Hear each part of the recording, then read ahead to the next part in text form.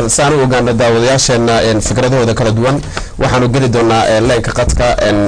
bal leenka ugu horeeya qofku noqdo ayaan arki doonaa insha Allah hello salaamu calaykum عليكم السلام ورحمة الله walaal ku soo dhaw barnaamijka codka Soomaaliyeed magacaaga iyo meeshaad ka soo hadlayso waxaan ka soo hadlayaa London magacayga Xaawo Saxan leedahay ay xaawo fikradeed soo gudbinay caawa waxaan soo gudbinayaa intaan asalawaadteen oo hadda caawa meesha u fadhisaan oo afka hooyo ah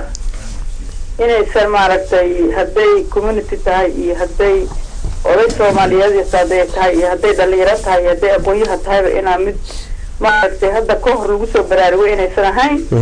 hooyaduna aysan eedgeeliyo kulahayn oo ay tahay hooyadu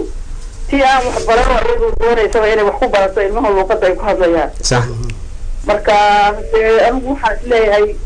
waxa weeye intii sidaadoo kale hadda aad ka hadlayso waqti hore aan meeshaan dhibaatada uu leeyahay marka horeysa inaad soo gudbisaan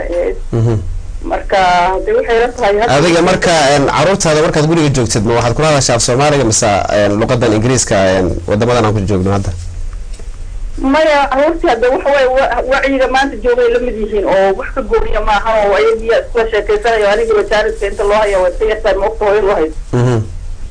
laakiin hadda ayaga mar isla sheekeysanaya caruurta guri kasta joogaan waxa way ayaga isku hadlaya ayaga maanta afkiis ku hadlaya hooyaduna hadda waxa way marka hooyo kastaba inta badan laga soo qaado waxa way hooyadu ma garanayso Ingiriiski marka ayaga ku barataa luqadda oo hooyo iskuul aadaab iska marka hadee waxay la tahay inaysan hooyaduna sabab gooni u ahayn laakiin dadka aqoon-yahanada iyo dadkii baartay arrimahaas ugu soo horeeyay inay wax ka qabtaan ay sidaan anu isleeyahay waa maasantahay xaawo sida aad maaragtay noo soo xiriirtay insha Allah bal qadka labaad ayaan geli doonaa insha Allah hello salaamu calaykum hello hello salaamu calaykum ku soo dhaw barnaamijka codka Soomaaliyeed عليكم السلام walaal magacaaga meeshaad ka soo hadlayso magacaygu عليه الآن أحسن بالإله عن كان صار UK codka telefishinka iska gaabi walaal insha Allah adigoo maaragtay qadka telefonka ay nagala socdo insha Allah telefishinka codka iska gaabi magacaygu عليه أحسن بالإله ما هو هذا وعن كان صار UK دحين شوقة هل كان وعن كان أسامة سقنا دعد الرأدي أدوي أنا ودك إلى سما سميداي المها Soomaaliyeed ama Soomaalida soo qaxday oo adduunka ku daadsan dhibaatada ugu weyn oo haysataa waxa weeye luqadda hooyo iyo dhaqankooda ay ka haysataa oo roolkaasna waxaa gabay dadkii isku tilmaamay aqoon-yahan baan nahay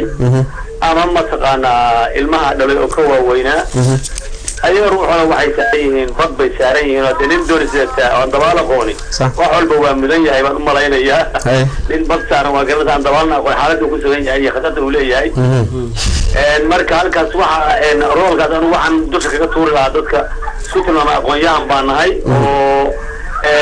iyagoo ilmahooda joogaan adduunka ku fariiqsan yihiin waxaan xigmadahan ku mashquulsan oo good for nothing ah anu marka waxaan ku talin lahaa good foundation la isaga dhigo haddaynu nahay Soomaali nation nooc ayaynu nahay nation waxa weeye mataqaana hadda inagoo nool oo soo qaxnay hadda adigu wiilkaaga isaab garan weysaan hadda wiilkaaga wiil ku dhaha Soomaali ma waa la socotaa waa wax iska oo logic oo absolute logic bini aadankana waxa lagu yaqaanaa waxa la identity-ga qofku hadduu luqadiisa iyo culture-kiisa ka dhumo hadda umada oo ka rinjiga leh wax ku caawin u mahayo marka waxaan ku soo talin lahaa aan ku soo dhaweyn lahaa barnaamijkan Universal TV inuu xooga saaro oo aad iyo aad awood badan iyo dhaqaale badan u adeegsado in la helo dad Soomaali ah oo kiiskaas u quba oo aqoon-yahan leh oo hooyo leh oo aabba leh oo walateeri leh oo arrinta xoog iyo xilbis ka saara oo ummadda Soomaaliyeed meel ay joogaan ku baraarujiya oo la yiraahdo inaga oo nool haddana ilmaheena afgaran weyno ilmaha ilmaheena balla qiyaas waa maasantahay sidaad maaragtay waad maasantahay aad baad maasantahay sidaad maaragtay noola soo xiriirtay fikradaada wanaagsan ee aad maanta soo gudbisay insha Allah waxaanu ku dadaali doonaa had iyo jeer barnaamijka codka Soomaaliyeed inaan wixii maaragtay wanaaga ama wixii wacyigelin ah ee ummadda Soomaaliyeed maaragtay udanaba inaan maaragtay ka wada hadalno had iyo jeer insha Allah Maxamed arrinka walaalkay soo jeedaan doonaya inaan arrin yar oo aad muhiim ah ku kordhiyo daraasado badan waxay qireen in second generation waxaan leeyahay marka caruurta halkan ku dhalatay inuu afku aad ugu yariyay taasi laakiin waxa ka sii daran kuwa third generation kuwa sii dhalaan waxaa la qiray oo daraasado badan oo markaa laga sameeya ay qireen in boqolkiiba aduu 90 inuu afku ka lumayo haddii aan laga hortagin oo iminka sideeda aynu wada sheegnay iskuullada aan la adeegsan afka aan loo dhigin marka basicskii foundation adag aan loo soo sameyn ya marka waa la isku wada raacay arrintaasina waa arrin ay wax badan ay ka jiraan oo marka lagu leeyahay boqolkiiba 90 waa arrin very serious insha Allah waa mahadsantahay Maxamed bal waadin soo noqonaya Bukar iyo Zakariya qad kalaanu gali doonaa insha Allah haduu yiraahdo waxaanu jecelnahay inaan ogaano daawadayaasheena telefishinka Universal fikradooda kala duwan ee ku saabsan luqadda Soomaaliyeed ama dhaqanka Soomaaliyeed ama siday ma aragtay caruurtooda ama dhalinyaradooda uga hadlaan ma luqadda Soomaaliga ay kula hadlaan mise waxay kula hadlaan luqadan hadii jeer wadamada kala duwan ay joogan luqadooda kala duwan hello assalamu alaykum hello assalamu alaykum kusoo dhaw barnaamijka codka Soomaaliyeed assalaamu barakatuh awal magacaaga meeshaad ka soo hadlayso aniga waxa la yiraahdaa Fahmo Mursal ay fahmo intaad ka soo hadlaysaa waxaan ka soo hadlayaa London okay fikradaada fahmo fikradoodu waxa weeye nabiilow horta hore ragayaan ee la saaray waxa caruurta ay ku dufoodo ama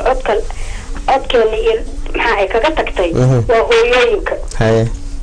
waxa waaye generationkeena annaga wadankeena annaga aan ka nimid waxay ahaayeen xoolo dhaqatay ahaayeen sax dadka inta wax soo baratana dad yar bay ahaayeen wadankaana la soo galay asagoo ingiriisi wax ka wadankii la soo galay ma garatay marka caruurtii waa iska iyagu waa dad iska maskax fudud oo ingiriiska ku hadlaayaan sax habartii marka si ay ugu barato hadalkii ayadoon ilmaheeda u danaynaynin ayay markay waxa ay u keenaan baa good boy good girl good boy wax kale ma yaqaanin ma garatay oo barasho ay ku baranayso wax ay habarta caruurtii ku dufaysay oo ay habarta caruurtii ku dishay meesha ayada ay tagi lahayd college aadi lahayd cunugooda la tartami lahayd oo ku baran lahayd si uu isheegay ay u garato Soomaaligana ay waran lahayd oo bari lahayd ay fadhiga rabtaa inay ku barato marka maxaa lagu maaragtay bedeli karaayo oo hooyada Soomaaliyeed maxaad adiga ahaantaada ku wacyi gelin lahayd amal anigu waxaan dhihi lahaa meesha ka kaco dadka iska jabtid ordu wax baro college ba adduunka free wax barasho free adduunka taala waa ma santaa fahmo aad wax bartideen adna wax baro kana daawa afka aad kula hindiga day arabta day Soomaaliga day wadanka joog kuwa afkooda ku hadlayaan marka waxaad leedahay maanta caruurtii ama guryaha luqadaha kala duwan ma aragtay lagu hadlay ayaa ma aragtay keenaysa inay dhaqanka iyo ma aragtay ka tagaan caruurtaasi saas waay aad iyo aad ayaad mahadsantahay sida ma aragtay nagula soo xiriirtay fahmo waa ku salaam waa ka qaaday assalamu alaykum ansiyo Abu Karawaale maxaad ku tarsanay adiga waa sida ay sheegtay laakiin anigu blame-ka ma wada saarayo hooyooyin kale ma saarayo aabayaashu waxay ka qaadan karaan qayb libaax oo kale ka qaadan karaan midda kale waa in caawa haddaynu halkan inta soo fariisano aynu ku dhawaaqno ilmihii aan af Soomaali ku hadlayn yaan laga gurin ama aamus hala dhaho automatically waa in arrintaas xogaa la iska jira waxa dhici karta ilmuhu in iskuulka lagu buli gareynayo waxa dhici karta inay dhibaato jirto oo uu isku doonayo inuu wax ku sheego marka waxa haboon ilmaha ka dhageyso wuxuu leeyahay laakiin ugu isku day inaad ugu jawaabtid af Soomaali ku encourage garay ama ku day inaad af Soomaaliga kula hadashid laakiin hadii uu doonayo wax aad u muhiim oo iskuulka kala ka dhacay haddii aad reject garaysood ka hortagtid oo aad shuruud uga dhigtiin oo af Soomaali kula xirtid waxa laga yaabaa ilmahaas oo khatar naftiisa ku jirto inaad macnaha